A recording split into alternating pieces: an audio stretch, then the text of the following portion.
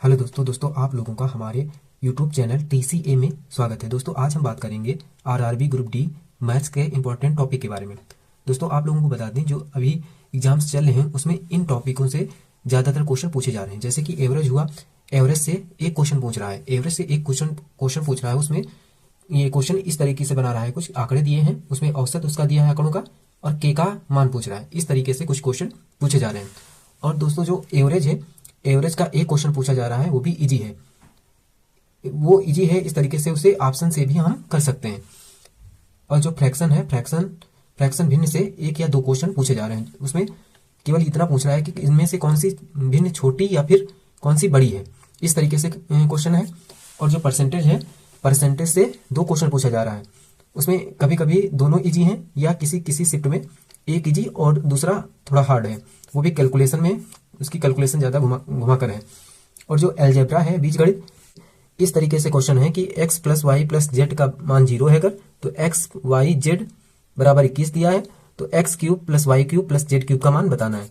और दोस्तों इससे अलजेब्रा से a + b का होल स्क्वायर वाले फार्मूले से और a² - b² और क्यूब वाले फार्मूले से, इनसे डायरेक्ट क्वेश्चन पूछा जा रहा है। जैसे कि वो हुए a² + b² का मान बताइए, ये वाले क्वेश्चन।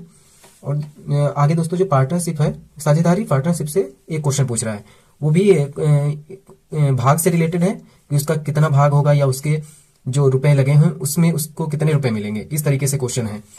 और प्रॉफिट एंड लॉस से दो क्वेश्चन पूछे जा रहे हैं हर शिफ्ट में। दो क्वेश्चनों में क्वेश्चन कुछ इस तरीके से हैं कि 10 वस्तुओं का क्रय मूल्य 12 वस्तुओं के विक्रय मूल्य के बराबर है, तो हानि परसेंटेज बताइए।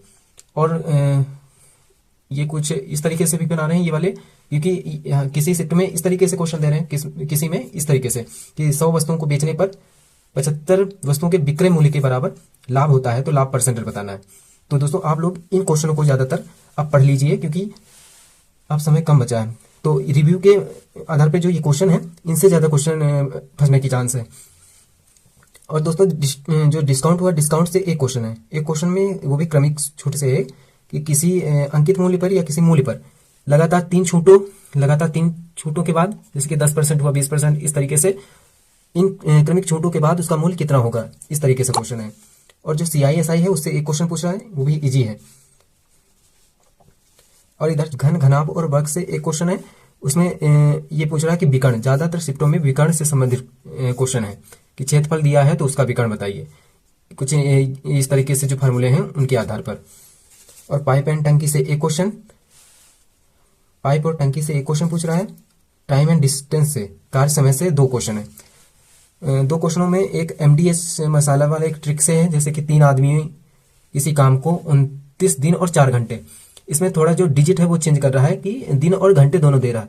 29 दिन और 4 घंटे में काम करते हैं, तो 78 दिन 12 घंटे में कितने आदमी काम करेंगे, ये अभी पूछा गया है। फर्स्ट शिफ्ट 2 दिसंबर का ये पेपर है, और ये भी फर्स्ट शिफ्ट 2 दिसंबर का मैथ का क्वेश्चन है कि ए और बी किसी काम को 3 दिन में करते हैं, तो बी अकेला उसे 21 दिन में करेगा।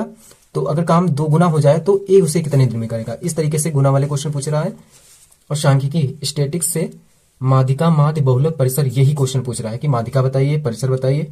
और नहीं तो फिर इस फार्मूले तक पहुंच रहा है कि बहुलक बराबर 3 माध्यिका -2 माध्य, ये वाले हैं। टेबल बना के नहीं पूछ रहा है, जैसे कि वो टेबल होते हैं, टेबल बना के दे दे उसमें, उससे नहीं पूछ रहा है, इजी पूछ रहा है।